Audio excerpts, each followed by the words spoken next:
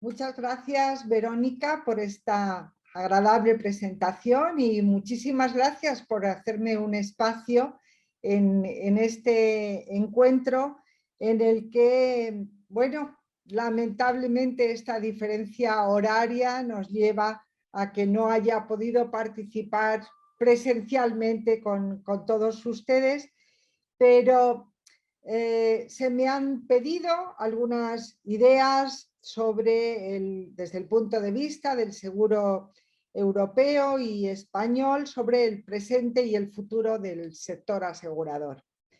Y es, creo, por aquí por donde hay que empezar. Hay que empezar, en mi opinión, por entender que el futuro del seguro depende en gran medida de la capacidad que todos nosotros tengamos de entender lo mucho que ha cambiado y que desde luego está cambiando en el momento presente. Les voy a decir solo unas palabras sobre el seguro español y europeo.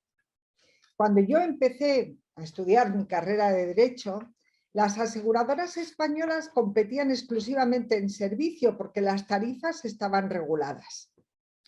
La inmensa mayoría del seguro español era un seguro indemnizatorio.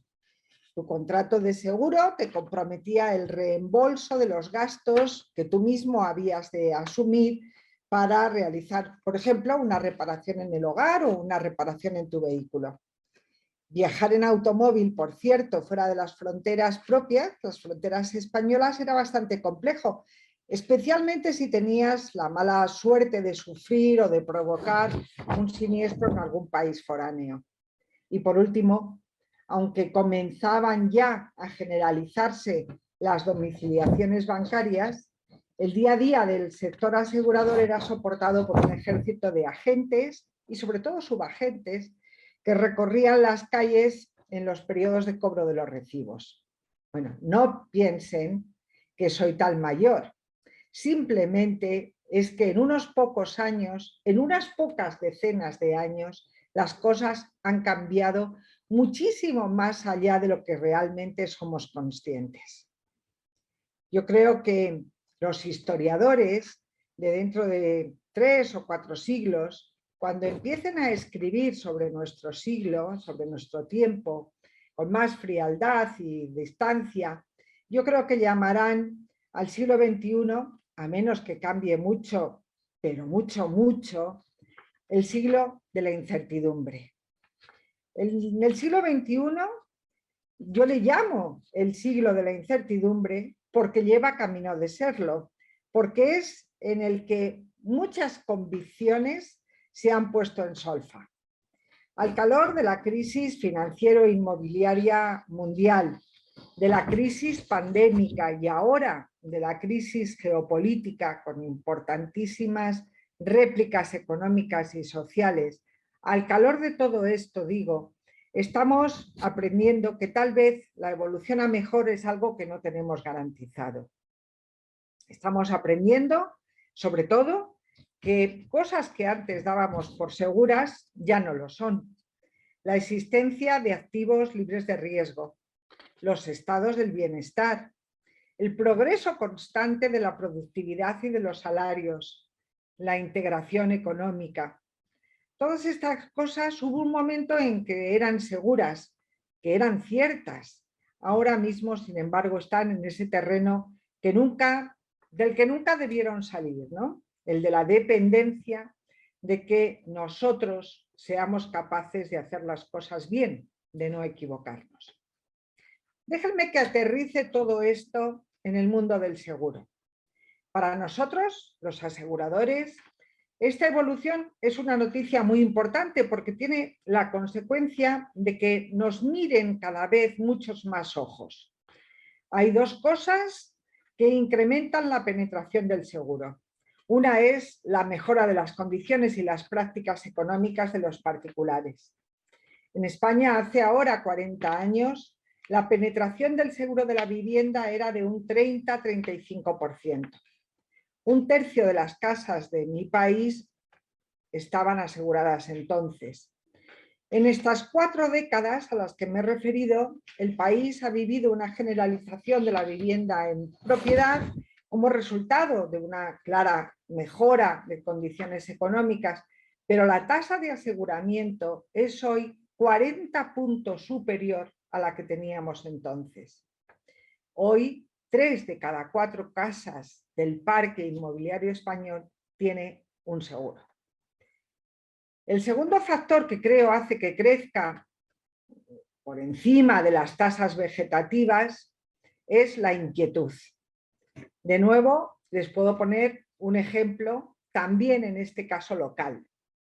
En el País Vasco, la zona norte de España, los datos de aseguramiento están muy por encima de la media nacional, mucho más elevada la tendencia al seguro allí. De hecho, por ejemplo, la tasa de aseguramiento de la vivienda está rondando el 100%.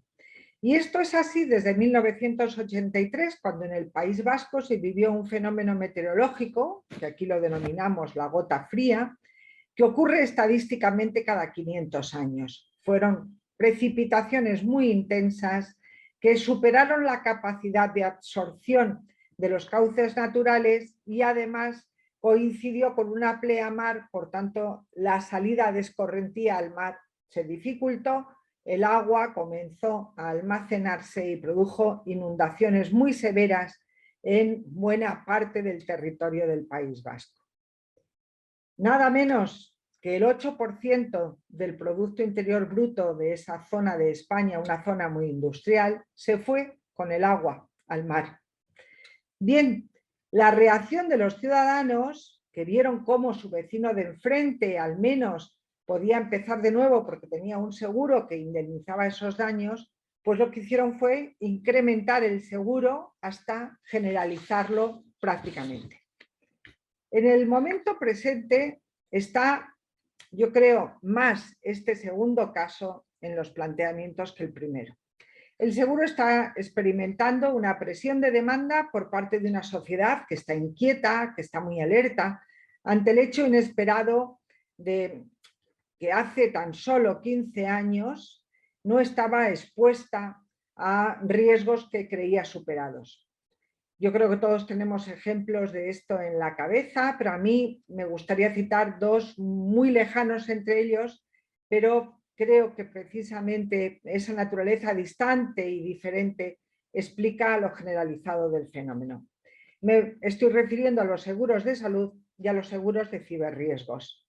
Ambas son líneas de aseguramiento que hoy están experimentando una creciente curiosidad por parte de los consumidores porque perciben la necesidad de estas coberturas. La percepción de estas personas que se ven forzadas a interactuar con realidades en las que penden sobre ellos riesgos de los que quieren protegerse. Nosotros somos, por tanto, el actor llamado a solucionar este problema o al menos a colaborar en la solución desde una posición experta en la gestión de los riesgos sobre cómo tenemos que abordarlos y cómo podemos protegernos frente a ellos. Y en este proceso, ¿qué demandas nos presentan? Yo creo que nos presentan varias grandes demandas que son las que me gustaría compartir con todos ustedes porque probablemente son los pilares del desarrollo inmediato de nuestra actividad. La primera demanda que yo creo este proceso nos pide es transparencia. En el siglo XXI, afortunadamente, muchos legisladores han abandonado por fin esas posiciones erróneas en materia de transparencia y han, si me permiten decirlo, centrado un poco el tiro, ¿no? Ahora ya hemos visto muchas legislaciones que consideraban que la transparencia se medía por la cantidad, el volumen importante de información que había que facilitar al cliente. Ahora ya las legislaciones modernas tienden a entender que menos es más. No hay que dar mucha información, hay que dar muy buena información, que sea la que efectivamente el cliente necesite y por tanto una información eficiente. Pero la transparencia son muchas cosas, es también revisar el lenguaje que usamos con los clientes, es revisar nuestros canales de comunicación, es hacer todo mucho más fácil, más intuitivo, que permita que el asegurado pues, se interrelacione de mejor manera, más amable con su compañía de seguros. La transparencia también pasa, por tanto, por dar ese salto entre comunicarnos y relatarnos. Yo creo que comunicar es algo que puede hacer cualquier proveedor de servicios, pero en cambio nosotros, en ese entorno de inquietud y de demanda de nuestros clientes, creo que somos más que eso, más que meros comunicadores. Estamos llamados a acoger al cliente, a construir con él y para él un entorno protegido. La transparencia además se da la mano con un segundo elemento, que es la digitalización. La digitalización, en realidad, yo creo que es la gran noticia que podemos contar en este entorno general de incertidumbre y de inquietud. Porque esa incertidumbre, desde luego, llega en un momento en el que las herramientas que podemos usar para gestionar los riesgos y los contratos están cambiando muy deprisa y además están cambiando para bien. Como un mero ejemplo de los muchos que podríamos poner en este sentido, a veces me preguntan si creo en la evolución tecnológica y si esta puede suponer un problema para la lucha contra el fraude en seguros.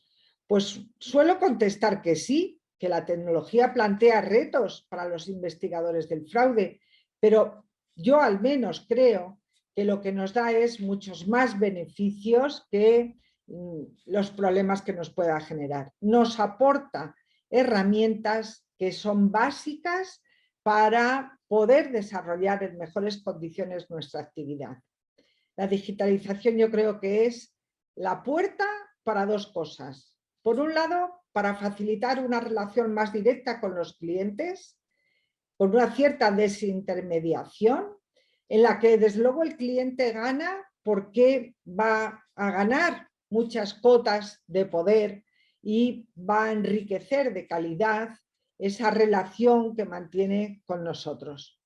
Por otra parte, la producción, el almacenamiento y el análisis de estas magnitudes de datos que hasta ahora eran absolutamente inimaginables para nosotros, nos van a facilitar un mejor diseño de productos.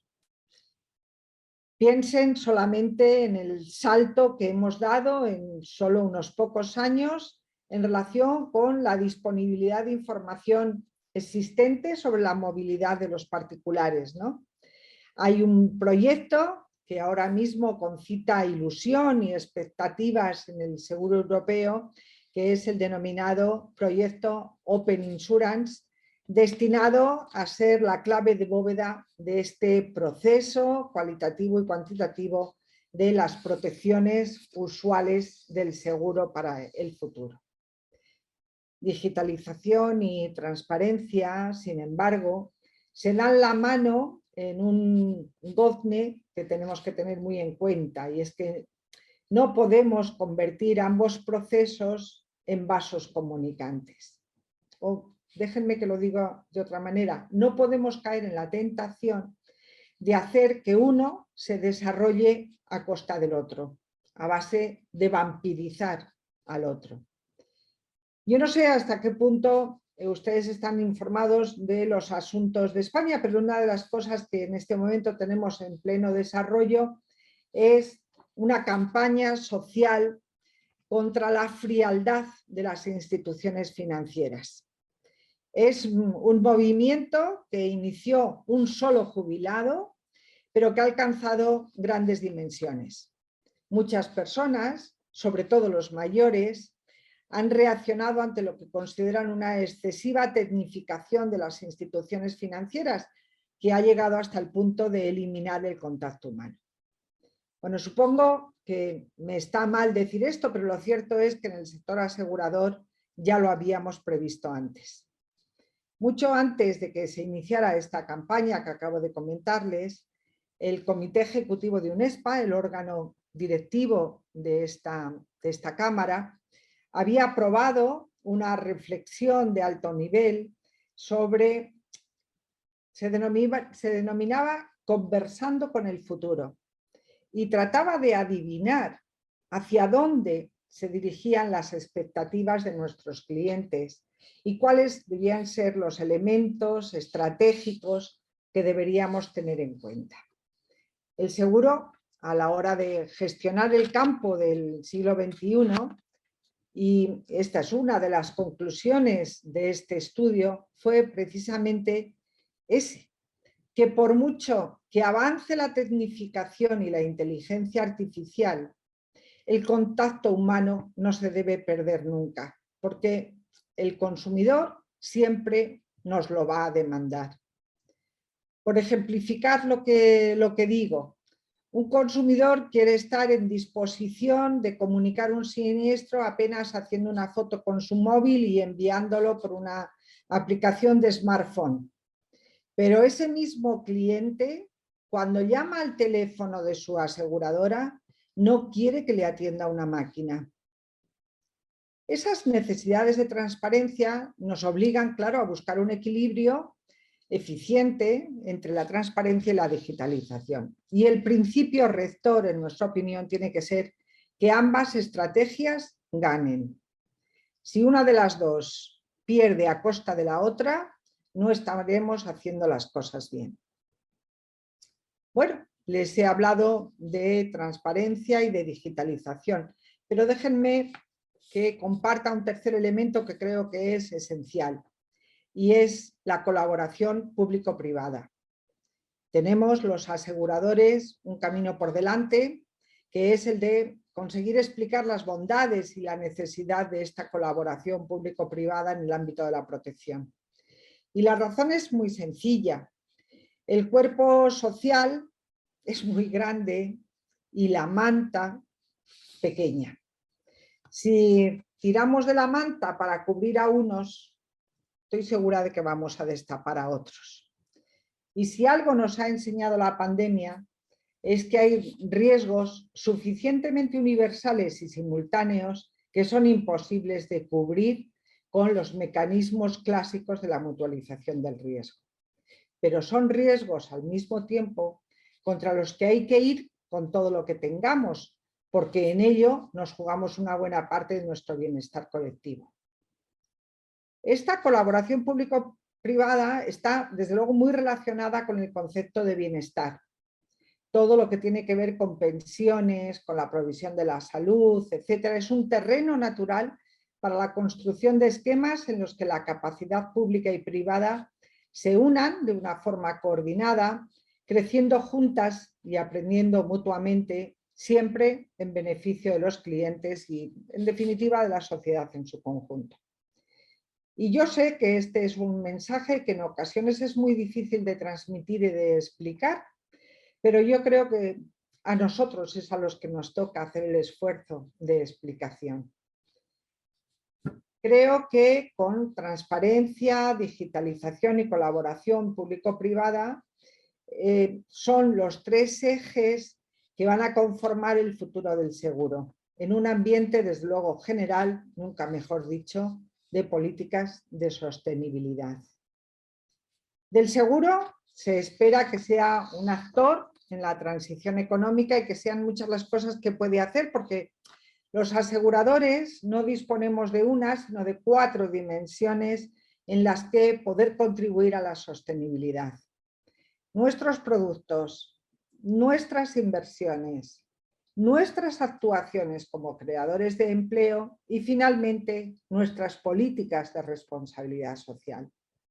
Yo creo que pocos sectores tienen esta potencialidad y por eso mismo estamos llamados a ser actores fundamentales de esa transición hacia una economía y una sociedad más justas y sostenibles. En los tiempos actuales ya estamos hablando mucho de sostenibilidad.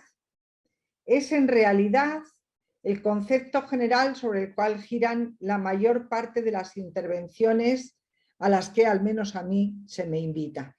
Y sin embargo, estoy segura de que hablaremos mucho más de ello en el futuro. Hay un factor importante a tener en cuenta, que es la presión regulatoria. En muchas áreas económicas del mundo, y Europa es magnífico ejemplo de ello, los legisladores han adoptado la filosofía de conseguir que algunos sectores económicos se conviertan en espadaña del avance de las prácticas sostenibles. La elección en este sentido del sector asegurador tiene plena lógica, teniendo en cuenta que en la mayoría de las economías el seguro es una actividad económica de marcado carácter transversal y cuenta con un número de clientes particularmente elevado. Las aseguradoras europeas estamos, por tanto, experimentando una muy notable presión regulatoria con muchas novedades que se han producido en los últimos 24 meses y que van a continuar en los próximos 24. Un hito especialmente importante es el momento en el que el legislador europeo tenga plenamente concluida la taxonomía de activos y de productos ASG, en sus iniciales en español, o ISG en terminología inglesa, es decir, con criterios ambientales, sociales y de gobernanza. Este va a ser un paso fundamental porque hasta ese momento no podremos decir que le estamos llamando a las cosas todos de la misma manera. Nuestro esfuerzo fundamental en este momento es que tanto la vocación inversora del sector asegurador como su propia oferta de productos estén adecuadamente recogidos en esa taxonomía. Nosotros, al igual que le ocurre a los aseguradores chilenos y a los de otros países, otras áreas de Latinoamérica, siempre hemos creído en el valor social del seguro. Ahora se trata de que ese valor social, ambiental y de gobernanza estén adecuadamente reconocidos en el corpus regulatorio, en el corpus legislativo en los próximos 10 años y que nos permita efectivamente el funcionamiento de un mercado sostenible. Transparencia, digitalización, colaboración público-privada y sostenibilidad son los 4 grandes ejes que creo van a vertebrar el presente y el futuro asegurador. Sin que ninguno de nosotros en realidad pueda afirmar saber qué es lo que de verdad nos espera en el futuro, probablemente porque ese futuro todavía no escrito y puede evolucionar de muchas formas diferentes. Pero yo sinceramente creo que no pasa nada, que el desconocimiento del futuro da igual. Conocer el futuro es una ambición propia de personas inseguras. La obsesión por conocer el futuro nace de la incertidumbre que se siente en el presente. Yo, por el contrario, creo que la actitud correcta frente al futuro no es empeñarse en saber qué pasará, sino tener la convicción de que cualquiera que sea la cosa que pase, uno va a estar ahí para verla y para gestionarla. La gestión aseguradora tiene muchas virtudes, pero ninguna de ellas tan valiosa como la de que los aseguradores en todos los rincones del mundo hemos demostrado sobradamente en las últimas décadas nuestra capacidad de gestionar el cambio. Lo importante, como decía, no es conocer la dirección del cambio, lo importante es tener la habilidad de gestionarlo, vaya para donde vaya. Hace un rato me he referido a lo distinto que puede ser el sector hoy a aquella época en la que yo comenzaba. Si vieran ustedes el gráfico histórico de alguna de las magnitudes básicas del seguro español, por ejemplo las primas, con este periodo histórico de referencia largo, verían que nada ha sido tan relevante para la actividad aseguradora como el año 86. 1986, que fue el año en el que España entró a formar parte de la entonces llamada Comunidad Económica Europea. A pesar de que el sector asegurador y su regulador se anticiparon un poco y en el año 84 ya dictaron una ley que adelantaba muchos de los efectos que iba a tener la integración. Esa integración marcó un giro copernicano. Déjenme que les dé unas cifras. En 1986 la cobertura mínima de los daños corporales para un accidente de tráfico era de 12.000 euros. 9 años después había pasado a ser 337.000 euros. Y 20 años después ya estábamos en una cobertura de 70 millones de euros. Bueno, ¿hacia dónde caminamos? ¿Qué nivel de integración van a tener las nuevas formas de movilidad urbana? Son preguntas interesantísimas, pero lo interesante es esa sensación o esa convicción de que marchen en la dirección que marchen, el seguro lo va a gestionar. Esos entornos de gestión abiertos, siempre estrechamente vinculados a la realidad, con políticas constantes de captación y retención de talento que permitan mantener la alta calidad que tienen en todos los países el capital humano que trabaja en el sector asegurador. Yo creo que es muy importante ser bueno trazando estrategias, pero sobre todo hay que ser bueno entendiéndolas, asumiendo esas estrategias y abandonándolas en el primer momento en el que dejen de ser útiles.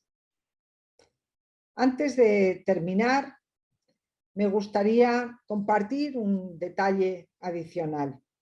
Un detalle que no forma parte de nuestros retos como aseguradores, pero que tiene la potencialidad de hacer que todos estos esfuerzos sean inútiles. Una de las cosas que con mayor frecuencia tiene que explicar un asegurador a terceros ajenos a esta actividad es que somos una actividad supervisada y regulada hasta su último detalle. Otras actividades económicas cuentan con legislaciones marco que los agentes pueden interpretar en su día a día. Nosotros no. Los aseguradores no tenemos legislaciones marco, sino un entorno legal extremadamente meticuloso, formado por un gran número de leyes, decretos, reglamentos, directrices, consultas, órdenes, directivas, actos delegados. Bueno, a nosotros la ley no nos dice solo que tenemos que informar, es que nos prescribe qué debemos contar y cómo tenemos que contarlo. No solo nos dice que tenemos que constituir provisiones, además nos prescribe el cálculo de las provisiones. Bueno, con esto, lo que les quiero decir es que nuestra obligación, obviamente, es diseñar las mejores estrategias en beneficio del sector asegurador y su eficiencia. Pero necesitamos que la legislación esté adecuadamente acoplada con estas estrategias. Si tomamos el ejemplo de la digitalización, digitalizar una relación aseguradora no es cuestión solo de invertir en recursos y creatividad para tener un canal de comunicación cliente-asegurador. Digitalizar una relación pasa también porque la ley, por ejemplo, admita que el gesto de apretar un botón en una pantalla es perfectamente equivalente a una firma física. Si no existiese esta admisión legal, el asegurador, por mucho que tengamos los medios y esa creatividad para crear canales digitales, no lo vamos a poder hacer. No lo haremos porque estaremos asumiendo el peligro de crear un modo de relación alegal y, desde luego, la decisión racional no ha de ser sino pensárselo 2 veces, retraerse. En el sector asegurador, la gestión del siglo XXI debe venir acompañada de leyes del siglo XXI. Leyes buenas, de calidad, flexibles, adaptables a los tiempos, adecuadamente apoyadas en la creatividad del emprendedor, por supuesto sin olvidar nunca el carácter intuitivo del cliente, que es su primera y fundamental razón de ser. Los mercados competitivos tienen que tener leyes competitivas. En el año 2021, el seguro latinoamericano ha demostrado una evidente capacidad de recuperación. Según los datos disponibles, a junio del año pasado y publicados por nuestra Federación Iberoamericana de Empresas de Seguros, FIDES, las primas emitidas de 12 meses estaban un 6% por encima de la cifra anotada en los mismos meses del 2020. En ese periodo, Chile se ha consolidado como el segundo mercado con mayor importancia económica en el ámbito del seguro. Al menos en estos datos era un 3,5 del PIB su representación y desde luego era el primero en densidad con 546 dólares de primas por habitante y año. 2 veces y media la ratio media de la región. Ambos ejemplos, LATAM y Chile, están todavía a cierta distancia de recuperar las cifras de 2019, pero hemos de recordar que eso es algo que le ocurre también al resto de los sectores y de la economía en general. Son datos, desde luego, que en mi opinión confirman la elevada capacidad del sector asegurador latinoamericano y más el chileno a la hora de participar en esa transición económica y social y sobre todo en el desarrollo del bienestar colectivo. Felicidades por ello. Yo no quiero robarles más tiempo, solo me resta decirles que nada me habría gustado más que estar en su compañía en este momento. Pero, bueno, como antes decía, son tiempos inciertos. Espero que muy pronto tengamos esa ocasión de podernos ver y saludarnos personalmente. Muchísimas gracias y un muy cordial saludo.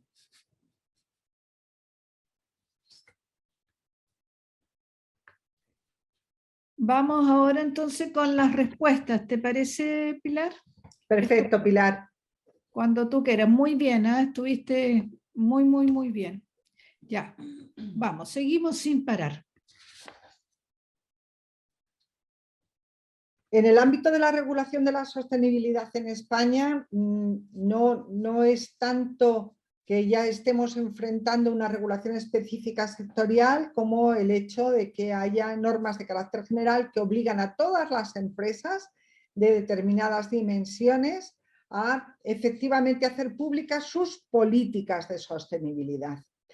El principal problema, bueno, hay una obligación de transparencia, de información, pero no tiene disponible todavía la Unión Europea la taxonomía, los criterios uniformes por los que se va a juzgar la información. En definitiva, ¿qué se ha de entender por verde?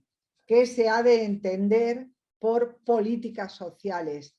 ¿Cuáles son los requerimientos en materia de gobernanza? Y esto hace que, si bien es cierto que el cumplimiento de esa normativa puede acostumbrar a las empresas a efectivamente establecer procedimientos internos de información no financiera que al menos sea coherente con la información financiera, lo que no vamos a tener son referencias suficientes para hacer una correcta comparabilidad entre diferentes emisores. Y esto, cuando desde el lado asegurador vamos a apostar por la inversión verde o por hacer productos verdes, es una limitación importante.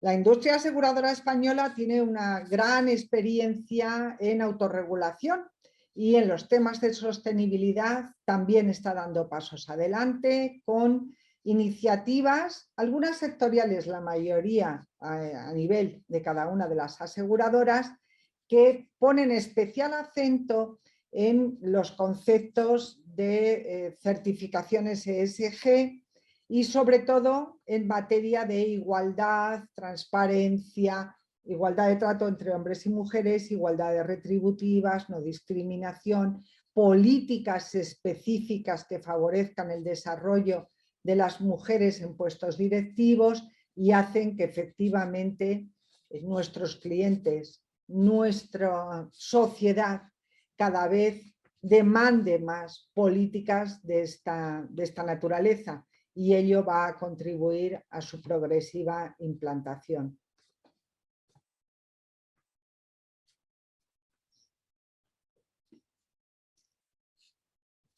nosotros tenemos a través de una institución hermana, que es Investigación Cooperativa de Entidades Aseguradoras, compartimos los mismos socios. Esta institución, ICEA, realiza las estadísticas para UNESPA y con alguna frecuencia realiza también para nosotros valoraciones de cuál es nuestra valoración reputacional en el ámbito de la sociedad en general.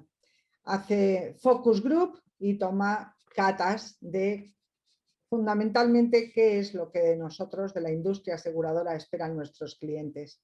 Es un proceso lento, pero constante de ganar cotas de reputación. Y sinceramente, el comportamiento de la industria aseguradora durante la etapa de COVID nos ha dado un buen empujón. Es algo que efectivamente los clientes cada día valoran más. Aunque esto, ya se sabe, todo en la vida es relativo. Y nosotros ahora tenemos mejores puntuaciones de reputación, probablemente porque algunas otras sectores, algunas otras industrias probablemente han caído en esa reputación.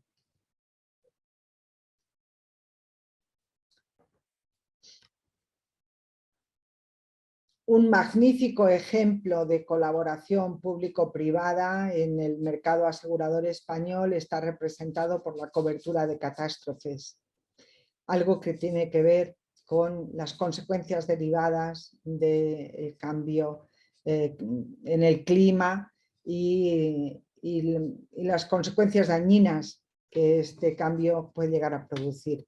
Se ha producido efectivamente una mayor frecuencia de fenómenos meteorológicos adversos, extremos, y además con mayor intensidad de los daños.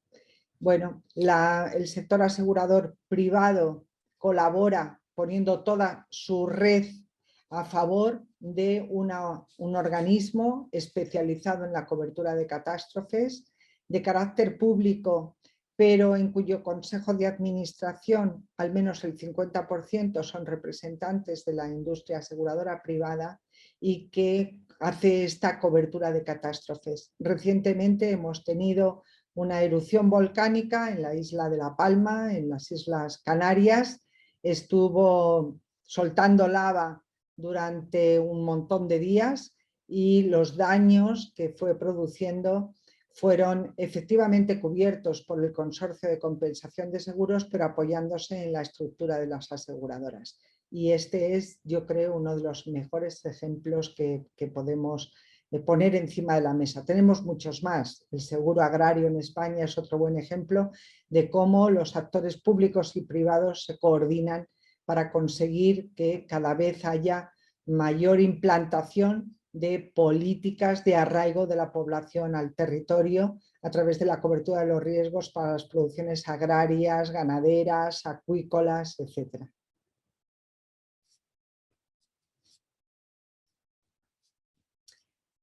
Yo no creo que haya sido tanto la migración desde una supervisión basada en normas a una supervisión basada en riesgos la que haya contribuido a la transparencia en el ámbito del mercado asegurador europeo. Lo que desde luego sí ha contribuido a forzar esa transparencia es una constante política de preocupación por parte de los supervisores sobre cuáles son las tendencias de los consumidores y cómo ir forzando a que la industria se vaya aproximando a la cobertura de las expectativas de los propios clientes. Es una tendencia que cometió el error, como antes he comentado, de pensar en algún momento que darle muchísima información al cliente era la mejor transparencia que se podía tener, pero afortunadamente en las revisiones de las directivas en los últimos tiempos ya se ha corregido y ahora ya lo que se nos demanda a los aseguradores es que seamos capaces de trasladar una información eficiente. Un ejemplo lo tenemos en una revisión de la directiva que regula la distribución de seguros, en la que se establece el diseño de la información básica sobre productos y donde se nos obliga a que lo hagamos en un lenguaje entendible y con una extensión máxima de un folio. Y ahí debemos fijar cuáles son las características básicas del producto que se va a vender.